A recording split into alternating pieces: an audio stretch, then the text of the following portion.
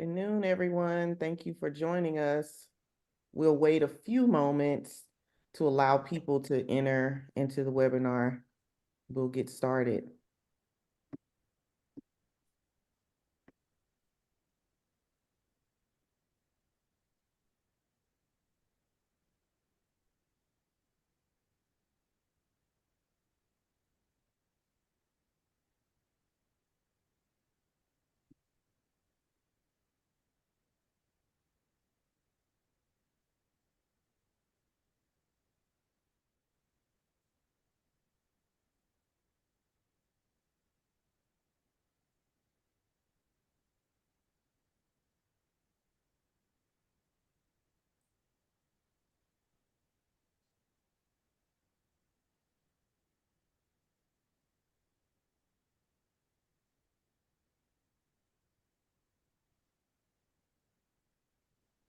Welcome, everyone. We'll wait one more minute and we will move forward with the webinar. Hope everybody's having a great day. All right. Good to see you, Mr. Uriah Israel. Thank you for joining us.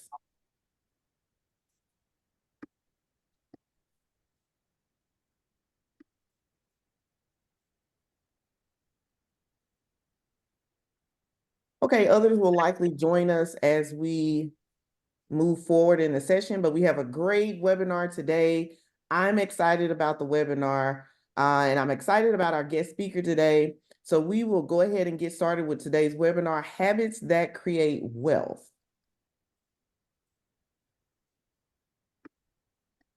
Before we move on, I want to make sure that we touch on some webinar housekeeping. So this webinar is being recorded. We will post it to the Freedman Heirs Foundation website as well as our YouTube channel. So if you have to duck in and out, you'll always have the option to go back and to review the recording today. Attendees, please keep your cameras off and the microphones are muted. The chat and Q&A functions are enabled, so if you need to ask Patrice and I a question, please use the chat questions for Mr. Ross. We ask that you place them in the Q&A function, and all questions will be answered at the end of the presentation. So Patrice and myself, we will continue to monitor the questions, but we'll wait and hold them to the end of the session.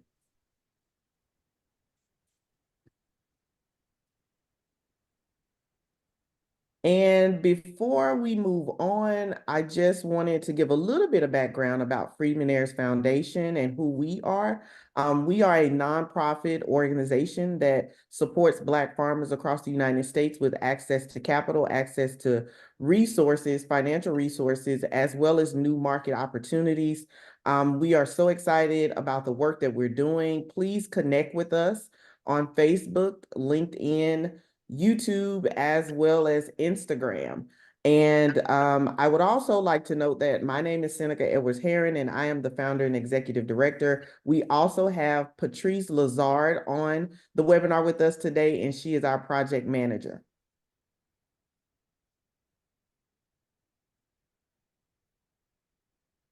Our guest speaker today is Mr. P. Wade Ross. He is the Chief Executive Officer of Texas Small Farmers and Ranchers CBO. He is also the co-owner of Hoganey Farm Products, a cattle and grass farming operation just outside of College Station, Texas. Mr. Ross is a fourth-generation farmer on land that has been in his family since the 1800s. That is exceptional. Mr. Ross parents, Mr. W. Wade and Miss Anita Ross, established the Texas Small Farmer and Ranchers Community-Based Organization in 1998. Previously serving as the organization's executive director, Mr. Ross accepted the role of chief executive officer in the wake of the pandemic shutdown to help keep the mission of serving Black farmers moving forward into the connected age. Recognized around the state of Texas as a voice of change and a change agent for small farmers of color, Mr. Ross serves on numerous boards, coalitions, and collaboratives throughout the South. This includes recently being selected to serve East Texas in the newly formulated Delta Regional Food Business Center.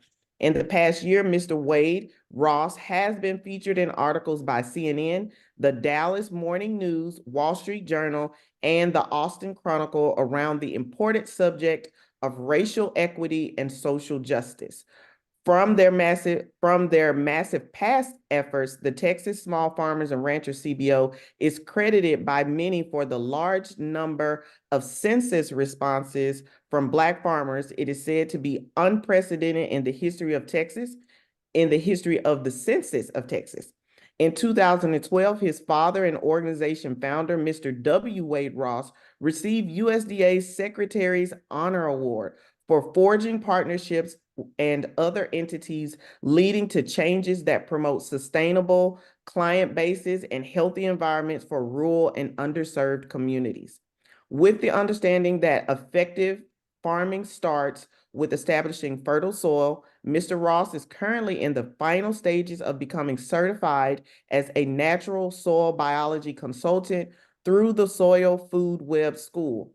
Texas Small Farmers and Ranchers CBO's current focus is to establish clear on-ramps and pathways for small producers of color to profitably participate in local food systems and establishing a culture and legacy of prosperity to be enjoyed for generations to come. Before I hand it over to Mr. Ross, we want to gauge the temperature of the audience today, and we have a poll that we would like for you all to answer. Patrice, please raise the poll for us.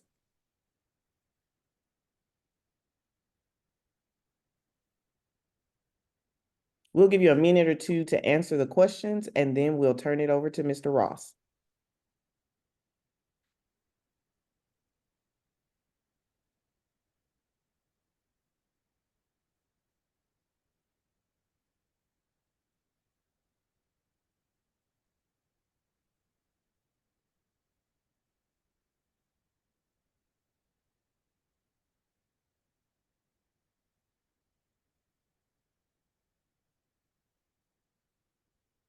Okay, without further ado, Mr. Ross, we will hand over this part of the webinar to you to share your screen.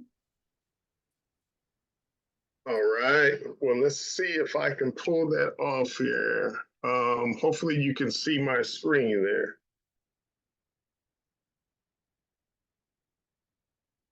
Yes, okay, thumbs up. All right, well, thank you so much, Seneca, and thanks for putting together this platform as well. Such a great platform to share with our brothers and sisters. The topic of finances and money always is kind of tricky to put together because, especially with the new audience, because it's a very personal topic. And so what I've tried to do is really relate to all levels of finances by providing a framework that really works, hopefully for everyone in finances and in their business experience. So I do encourage everyone, no matter what level you're at in your finances, to really listen in a way that you can share some of this information, this framework with your peers, because as we know, a rising tide should lift all boats. So I'm gonna go ahead and get rolling here. Now, by design, the mental conditioning in our early educational system has really, led us to believe that if we work hard in school, we land a decent job, that our trajectory when it comes to our finances and our money is going to, rise like an escalator. But as many of us know, especially by the time we hit about 30 years old, that the reality is it's more like a roller coaster going up and down and sideways. And I'm going to share a few quick stats with you. One is that 51% of Americans say they have difficulty paying their bills each month. 2 out of 5 have experienced money-related anxiety, and 48% say that they would be homeless if they lost their job today within 3 months. So those are some pretty eye-opening statistics and some other statistics right in our community, our Black community, is that we spend over $1 trillion, $3 trillion each year as consumers, yet less than 2 cents out of every dollar stays within our community. And one of the most alarming stats, I'm not sure how true it is, but that less than when we receive our paycheck, it sits in a Black person's account on average less than 7 hours, compared to some of the other ethnicities that are up to 27 hours. 27 weeks on average. So as you can see, we have work to do, and hopefully some of these statistics I shared with you really get you leaning forward in this presentation, understand the importance of it. And platforms like this is where it all starts. So I'm going to go ahead and jump in. So really, in life, we're conditioned to become employees, and in doing so, many of us are trying to just stay ahead of our paychecks, living day to day. And really, the sad truth is that this is really by design. Our society is set up to create us as workers, to make others rich and put money in other people's pocket.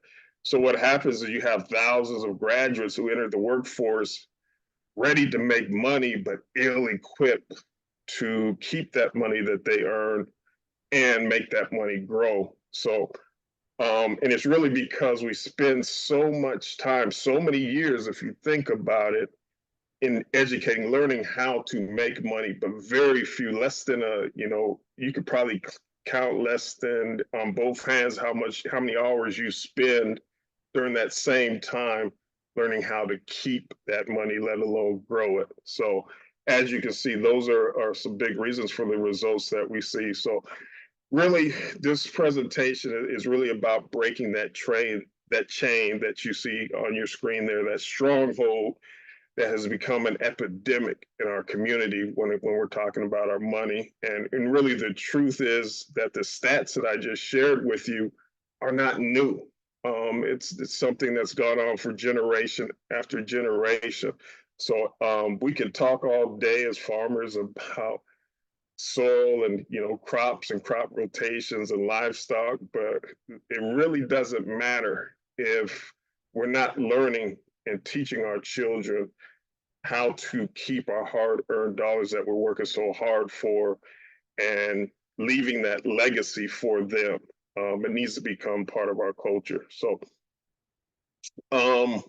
really what I'm going to be talking about, like I said, are just some frameworks, some principles to create wealth. And really, no matter what level, like I said earlier, these principles remain the same. This framework remains the same. So let's go ahead and jump in. And really, number one is the first step is to understand that this is really the most important one, is that we have to adopt a wealthy mindset. Now, when we say adopting a wealthy mindset, it's really important to understand that people who build wealth look at money and they view money differently than the rest of us. They're looking through a different set of lenses. And really what wealth builders do is they view every dollar as a potential employee that they can put to work, and they view their job as being putting that money, that dollar, in position to earn more dollars for them. So probably I'm going to give you an example, real life example. Back in the day when I personally had no real plan for my money, I was, just another statistic out there, like I just shared. But I had a business partner who asked me to go half on a boat that looked just like the boat you see in the picture there. And at the time, it seemed like a good plan. I actually lived in Seattle, and I was surrounded by water, so it made all the sense in the world.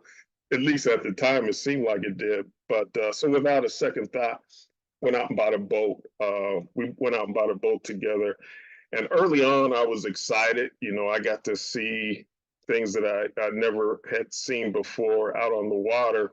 But pretty soon, owning that boat got real awful because I not only had to pay for the boat payment that came month in and month out, but I also had a mortgage payment that came in every month.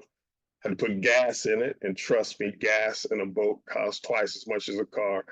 Um, and if you break something on a boat, for any of you boat owners, you know that it costs twice, 10 times as much to fix it. So, and you can only take it to the dealer, and you know what happens when you take something to a dealer, they're going to charge you. So, um, but the crazy thing was, I could not understand why this was not bothering my business partner. And the fact that we were shelling out all this money. I later learned that what he did was he invested in a house, number one, appreciating assets. So, and in that house, he rented out, I think he had 6 or 7 bedrooms because he had a basement in there too. He rent every room out to his frat brothers. Because so at the end of the day, not only did that pay for his mortgage, but it also paid for it paid for the boat and a bunch of other leisurely things that he was doing. So I share this story with you to give you an example of how a wealthy minded person thinks. Before he ever considered buying that boat, he first made sure that his money was working for him to pay for that boat. And he was smart enough to ask me to go half on it. So that even lightened his load a bit versus me. I felt the pain all the way to selling that boat. But anyway, I wanted to give you that example because that really sets the tone for how we want you to start thinking moving forward. We want to have you start thinking, how can you grow your money? And if you want something, how can you make your money work for you? So the step number 2, I would say in the framework, is really taking inventory. If you don't know where you're at financially, do you really know where you're going? So we want you to take inventory. And what a wealth builder does is they don't just look at their businesses in, you know, different silos. They lump everything together, and they view their business with the mindset of everything they do is you incorporated, it's them incorporated, it's a business to them. And that way, when they're going out and they're doing these day-to-day habits, it ensures that they're living the financial principles day in and day out that I'm going to be sharing with you in our time together today. So one thing they do is they take inventory on their team, the people in their lives, the decision makers, and the people that influence their day-to-day decisions with their money. These may be their family members, this may be the people managing their land, so on and so forth. But these people have to be at the table when you're doing the planning. So often, I talk to farmers who are complaining because the decision makers in their life are giving them grief, or they're having some difficulty because maybe they need an extra, piece of cash, or need to do something on some land that a family member co-owns, but they didn't bring them to the table up front and make them a part of that planning. So that person has no stake in what they're doing. It's a much tougher lift if you're not having those conversations up front. So I encourage you, make sure that you get all the decision makers at the table, you know who they are, and you make sure that when you're planning, you're setting those boundaries and they're being defined collectively with the people that you need to count on. If it's just you and you got full control of everything, so be it. But if you know there should be someone else at the table, please get them at the table up front. The other thing is you do want to take inventory on some of the resources that you have. One is your human resources, your farm hands, your neighbors, miscellaneous labor that you can tap into, some of your natural resources, such as your pasture, your land, your trees, your wild animals that are there, your water resources. What does that look like? You want to know what that looks like up front and take inventory. You also want to know, what type of material resource do you have? Things such as tools, equipment, livestock, vehicles. Another big one is your network, associations, CSAs, co-ops, farmers markets. Maybe you have some wholesale opportunities. One tip I would say is to look up the book, The Power of Who, because that book it was a life changer for me. It basically told me, hey, I already know, and this is probably the same for you. You probably already know everybody you need to know to have a successful business. And you want to write that out because you'll be surprised at who you're not tapping into and leveraging to lift your business and your finances. And then last but certainly not least is your intellectual resources, some of your personal strengths that you and your team or your family bring to the table that can enhance your business. We so often overlook some of the great resources that are right underneath our nose because we fail to take inventory. So that's something I encourage you to do yearly because things change, but when we're talking about financing, your finances, that is a big piece in our framework. The other piece of that is of taking inventory, of course, is also our income sources. So that can include such things as our day job. Many of the farmers I say day job because many of the farmers that we work with in Texas, have a day job, even if it's their retirement, and any other income generated through the farm, maybe it's off-farm income, retirement, side hustles, whatnot. Make sure you're taking inventory of that going in, just so you have a picture of you incorporated.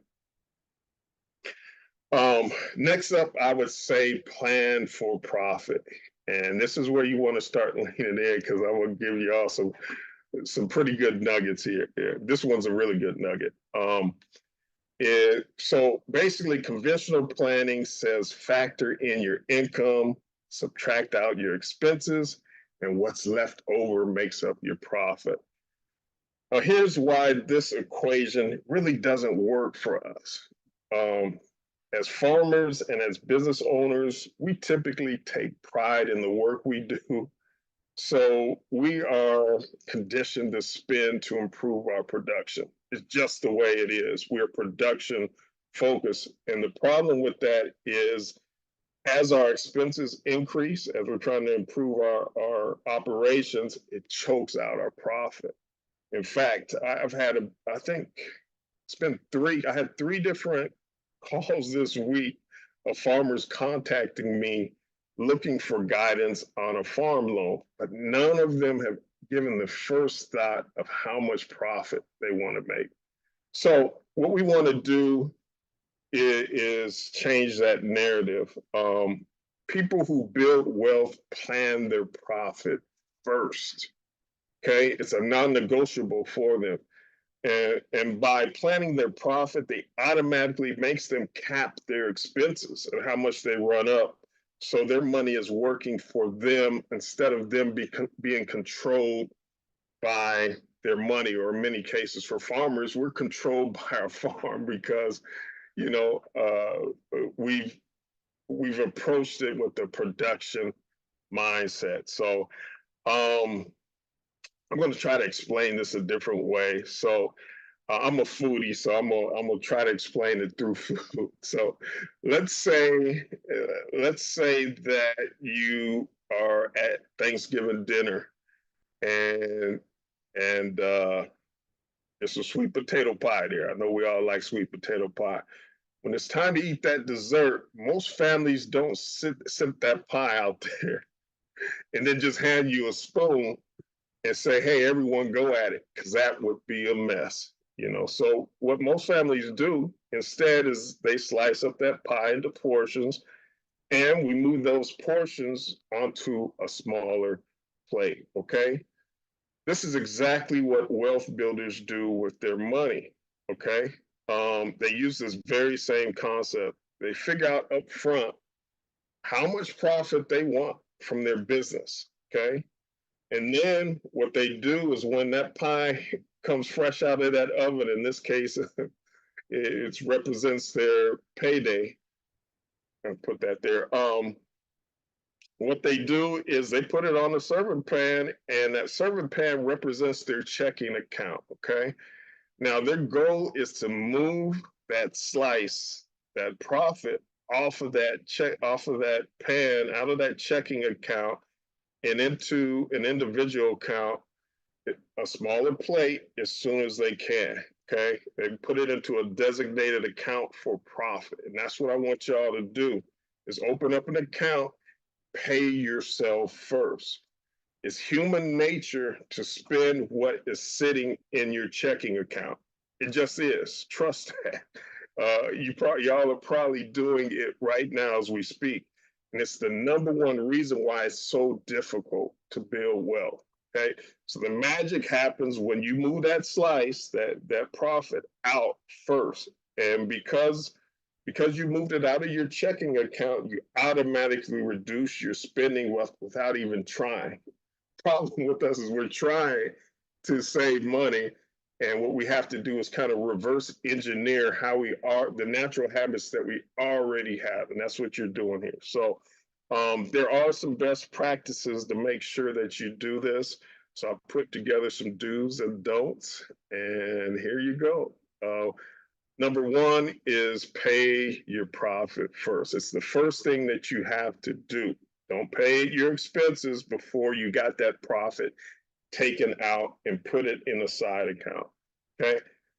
The next thing is make it a routine. Get in a rhythm of doing it regularly. Pick a couple dates. If you know you get paid on the 1st, maybe on the 5th and the 20th, especially if you're paid twice a month, that's when you take that money out and put it in that side account. And preferably it's an account that you can't reach, okay? Which gets me to the next thing is set it and forget it, okay? Forget you're even doing it. Like I said before, the magic is getting it out, paying yourself first, but forgetting about it, okay? So for the first 3 months at least, I don't even want you looking at the balance. Please don't. Let that momentum go. Now, after 3 to 6 months, maybe you can look at the balance, because what it's going to do at that point is help you with momentum. It's going to really encourage you, because you're going to look at the balance and go, wow, I have these extra funds, and it's going to encourage you to keep going. Okay. Now we have some don'ts. What you don't want to do is pay expenses before you've taken that money out. Okay. Pay your expenses first. Okay. The other thing you don't want to ever do is dip into your profits to pay expenses. That's a no-no. We're not going to do that. Matter of fact, that's why the whole reason why we're taking that account and pushing it away from us. The other thing is do not procrastinate, y'all. This is something that you want to do today once you get off this call. If you're really serious about building your wealth, don't put this off. This is something you can do today. You can call up your bank, you can go down to your bank and open up an extra account that you can immediately transfer funds. So you probably already have a savings account that you're not using right now. Some of us do. Do that, figure that out. And then every set those schedules where that money, even after you move it out, you're going to put it in another account on the 5th and 20th or whatever those days are for you, and get in that routine. But the trick is getting it off, taking it off of that counter, off of that serving platter, and put it on that small plate as quickly as you can. All right.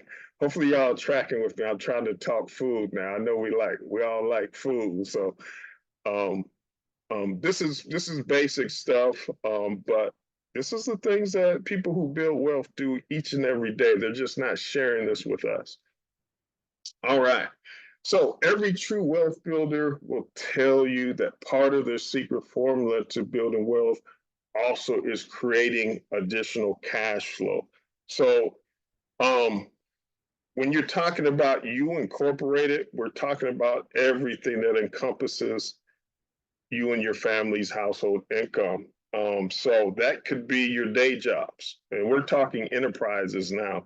An enterprise, if you guys have ever heard, are not really familiar with that word, all an enterprise is different departments or different ways of making money under the same roof. So in this case, we're going to say one of our enterprises is our day job, the money that we have coming in on our primary income for those of us who do work a day job but are still, doing farming.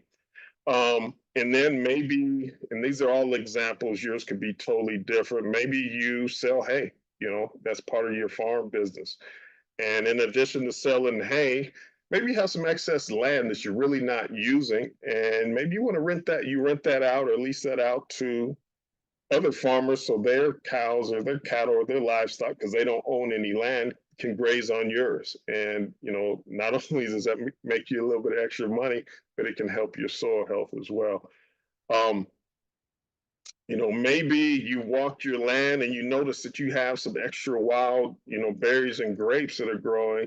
Maybe that's a business for you. You can turn that into, jellies and jams, and, take a course on how to do that. And that becomes another enterprise for you to make money.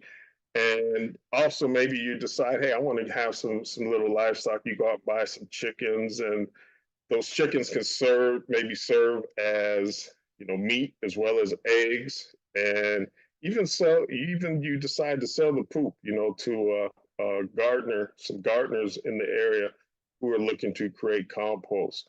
All those can be extra things, and these are just ideas, it's just examples, but these are how wealth builders think when they're talking about making extra income. Extra income, additional cash flow is always a secret formula for those who are looking to build wealth.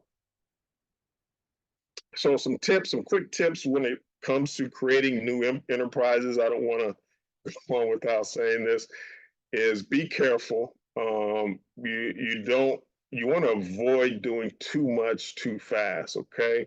You don't want to neglect your golden goose, whatever that is really making your big dollars for you, because you're chasing other opportunities. So be careful on that. Take small bites when you're starting a new enterprise. And I like to implement it by doing what I call safe to fail projects or trials, where I go small and really learn what I'm doing before I go big. If I've never worked with chickens before, or sheep, or even cattle, I don't want to go out and buy 100 head of cattle if I've never worked with them before. I want to buy a few, a couple, 2, 3, 4, 5, and get used to that, build up, because if it just doesn't work out, that's not a big loss for me versus buying, trying to buy a whole lot of them. Okay. The other thing I would say when it comes to enterprises is make sure as you implement new enterprises into your U Incorporated, that you're separating them from your main business, so you can track and really get a gauge on whether this business is really working out, or maybe it isn't and you need to dump it and move on. Okay. All right, we're on our fifth one here. This is a big one. We want to take some time. This is one that a lot of us farmers fail to do because we're workers. We like to be at work, and we feel like we're not working if we're taking time to not have our hands in the dirt. And I encourage you not to think that way. One of the best things that you can do is stop at least once a year, or even every 6 months, and really assess how your business is doing. Okay. So there's three or four key things I'm going to share with you under that umbrella. But one of the first things is make sure that you're measuring your cash flow. In particular, what time of year are you being hit with unusually large expenses, and how does that impact your business? Now, why is this important? It's important because having cash to operate your business is your business. If you don't have any cash, you have no business. Trust that, and that's the number one thing, the number one reason why any business goes out of business, but especially farmers, is because we overlook seasonal cash flow cycles, and all of a sudden we run out of money because we don't see what's coming. So very important to start measuring when you're taking those big hits or those big expenses such as property taxes and things like maybe you have a farm loan. In a lot of cases, if you have a farm loan, that's going to be due once a year, and if you're not prepared for it, trust me, it hurts. So now how do we combat that is we go back to our sweet potato pie, y'all. So going back to the example I gave you before, you can use that same method with your large expenses. So maybe you have a large property tax expense that comes out. Do the same thing. Take that slice out of your checking. It's coming.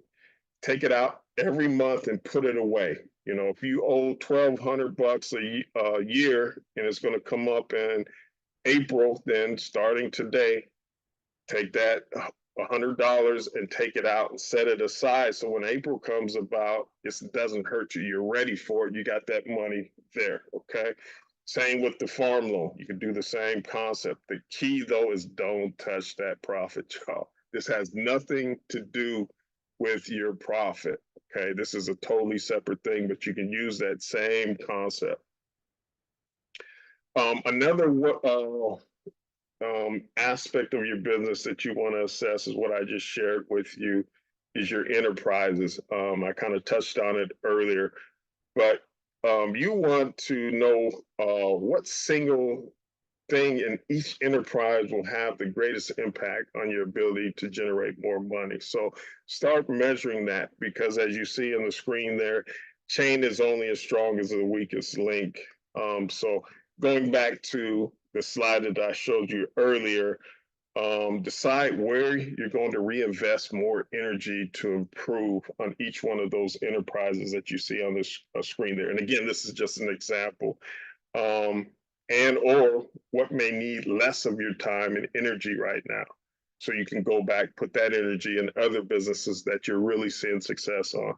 And again, this can be done quarterly or every 6 months, but at minimum, you want to do it at least once a year. Okay.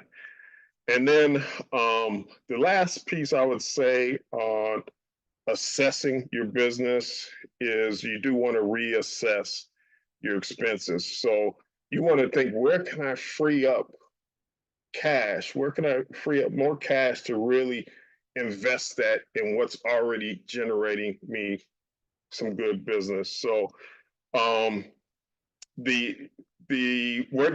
would you want to invest that cash? You could do it in such things as log jams. Now, log jams are really those things that are keeping your entire operation from moving forward, what that might be. So, for instance, you may know just from your time that you don't have time to sit at a farmer's market, but it may make more sense for you to go into, a wholesale relationship. Well, to sell wholesale, you need to have food safety and GAP certification. So maybe it makes sense for you to invest in training that so you could take your business to the next level.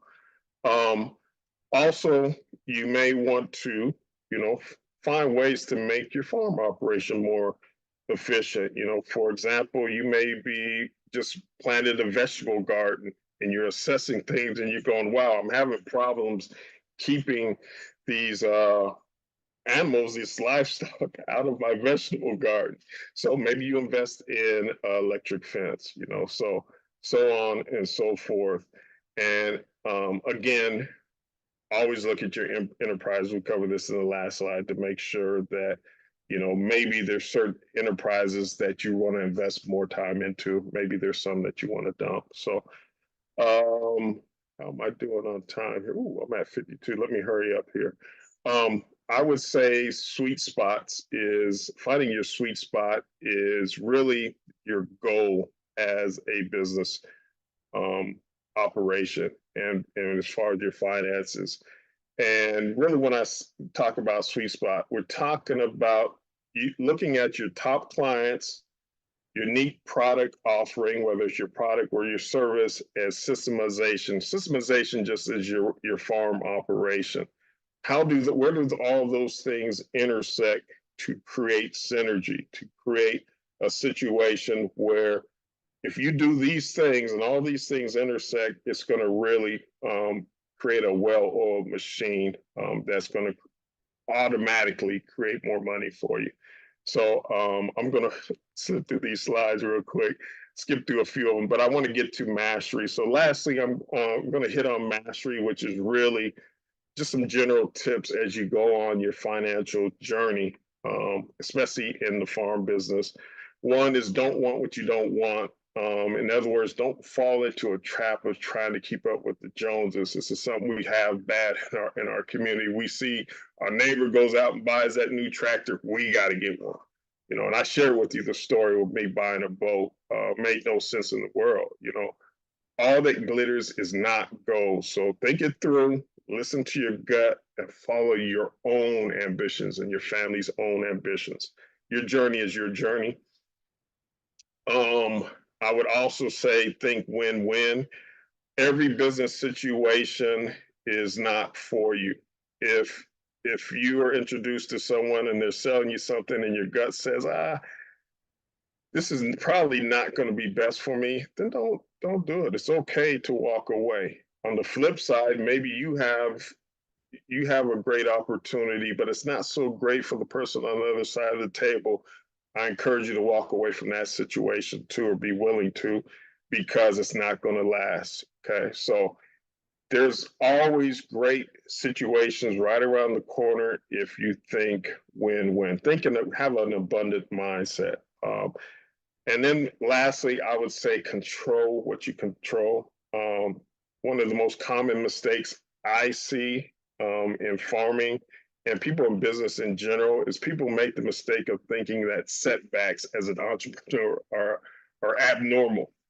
Trust me, it's not abnormal. It's the norm. So the truth is you're going to get knocked down at some point. And when you get knocked down, it's very important that you get up as quickly as possible. Those who get up are those who are going to the ones who are going to separate themselves from the rest in achieving your goals. So I'm going to leave you with my signature saying, which is to be like the bison. I encourage everyone to be like a bison. A bison knows one thing is for sure, and that's that a storm is coming. And so when a bison sees or smells a storm coming, unlike any other animal, they don't run away from it. They do something a little bit different. They face that storm and they run right through it because they understand that the quicker they can get through, face it and get through it, they'll be back on the other side and living their normal life. So that's what I want for y'all. That's how we're going to face this thing moving forward. And I apologize because I know I was supposed to leave some time for Q&A, but this is the framework that we live by at Texas Small Farmers Ranchers Community-Based Organization, and I'm hoping that you're willing to share it with those of yours because it's all about each one, teach one, and lifting up our community. So thank you very much. Absolutely. And you had plenty of time. You didn't have to rush. Oh, Yeah, yeah. you still have plenty of time left. But thank you so much. A very informative webinar. I know I got a lot of nuggets I was writing down or typing.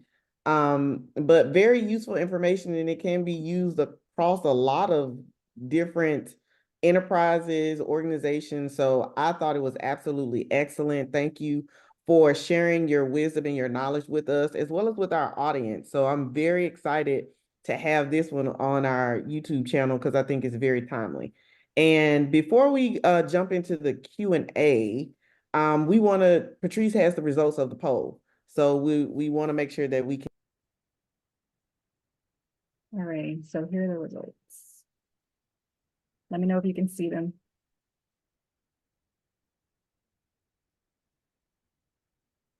Yes. Okay. Can you see the results? Yes. Okay. Oh, Seneca, your mic is muted. Oh, I'm muted. I'm sorry. The first question, 60% have a financial plan. That's awesome. For the 40% that do not, I encourage you to go back, look at this webinar again. If you have additional questions, please reach out to Mr. Ross. Number two, do you have a monthly household budget? 100% says yes. That's absolutely amazing. And I'm in that number as well. Have you started planning for your retirement? Now, this is a big one. I remember when I started college and my dad started talking to me about retirement, and I was like, oh, I have plenty of time for retirement. You know, that's so far away, but now I wish I had started back when I was in college as he instructed me to do. So I'm very happy to see that 80% of the participants have started a retirement plan. For the 20% that have not, please look into, retirement plans, what type, where you want to be, how you want to live your life during those retirement years, and work on getting that plan started. There's a question says, how do we contact Mr. Ross? We will be providing contact information if you need to reach out to Mr. Ross and ask him additional questions. Now, we would like to get into the Q&A portion, and I would like to kick off the first question for Mr. Ross, and that is, how can someone build wealth with existing debt? Good question. So kind of going back to that sweet potato pie. It's really about, matter of fact, I rushed through, so let me see if I can tee up my screen here and Sure. put this one on. All right, here we go.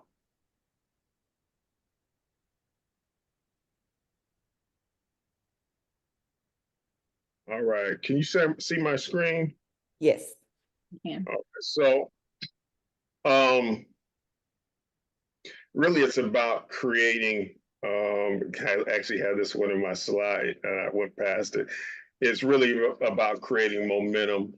So really the key again is to start with an emergency fund. So again, going back to, let me see if I can get that on the slide here. Going back to the, when you're talking about your checking account. So let's say you have a debt that you have, and it's a debt that's really not asset generating, money generating asset for you, debt, I should say. Then take a cut out of that pie. Again, take another cut and put that money away into an emergency fund is really what you want to do, because that's going to build up momentum and you don't feel like it's taking away. Most people go straight to paying the debt, but you want to create the momentum. And then once you get up to 6 months, what you're going to do is take half of that, whatever that number is, that amount is that's in your emergency fund, and you're going to take that plus whatever the extra payment is that you want to make, and you're going to pay that lump sum into off on that debt to really get the ball rolling. And then what you'll do is snowball it. So every month, that extra $100 that you were putting into your emergency fund, you'll put that extra on whatever debt you're trying to pay off. Once that entire debt's paid off, let's say it's a total of $200, whatever you normally pay of 100, and the extra 100 you're putting on it. Once it's paid off, you take that $200 that you're already accustomed to paying. Remember what we said. Once it gets out of your checking account, you're already used to doing it. Don't go out and create more debt, which is what a lot of people do. You want to take that $200 and snowball it into something else, into the next debt that you're looking to pay off, or put it right back into your emergency fund and build that up. And then maybe you can use it to create another enterprise. So just to recap, you want to establish an emergency fund. Once you've done that, take a little bit of that money, I'd say about half of it, put it towards that debt you're looking to pay off, along with now you're no longer putting money into that emergency fund, you're paying down that debt till it's paid off in full. So hopefully that helps. Great answer. I appreciate the thoroughness in that, and it's definitely applicable across a lot of different areas. And so that kind of segues into the next question. Do you think, like, given learning about creating generational wealth, I think that has a very important educational component. Do you think financial literacy and wealth building should be included in primary education? I would say absolutely. As I kind of alluded to in my presentation, it's something that's not in our system by design. Mhm. By design, they want us in a rat race. They want us running up consumer debt, the 3 trillion that I talked about, with very little bit staying in our pockets. Why? Because that keeps us punching the clock. Once we get stuff that we have to pay for, guess what? That's going to guarantee. That's going to guarantee that you keep showing up at the office and punching that True. clock to make your employers more money. So yes, very important. The story I shared with you about my business partner who was savvy enough to go about it the way he did in buying that boat. The difference between he and I is that he grew up talking about finances with his parents over the dinner table. So Mm. by the time he got to the age of an adult, and we were both pretty young guys, we were in our late 20s, he already had that embedded in him. So that's what our job is now, is to, if sometimes you can't count on the education, so we got to learn this stuff ourselves and create our own counterculture, our own narrative when it comes to money, because it is purposely, I believe, purposely designed for us to be, to be employees. Nothing wrong with being an employee, excuse me, but it doesn't hurt for us to create our own wealth as well. Absolutely. I agree with you 100% because it's great to have it in school, but it's also great to have it in home because that's where you get a lot of your first lessons Yeah. is in the home with your parents. And that should be something that is not foreign to the next generation as they go out into the world to know like, oh, okay, I know about this. My parents talked to me about it, and you have 18 years to ingrain that into someone's mind.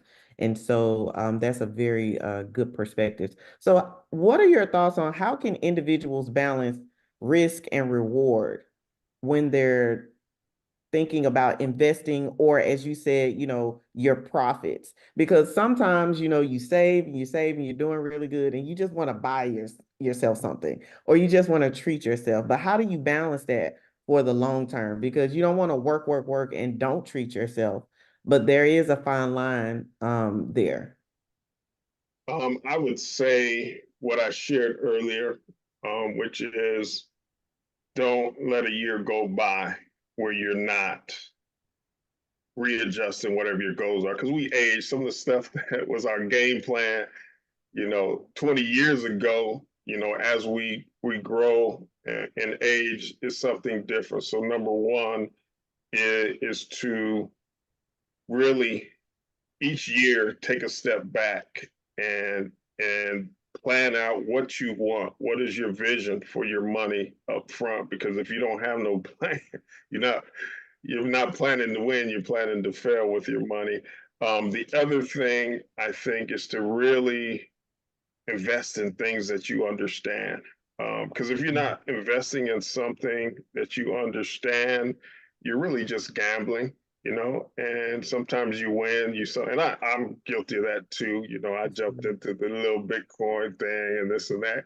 I didn't understand that stuff, but, I understand farming. So it behooves me to really invest in that and understand and what I already know, and then seek those things that seem like a good opportunity. Take the time to learn it. Invest in learning and understanding it and taking this safe to fail trial that I talked about. Don't just dump all your money into something because your friend made money.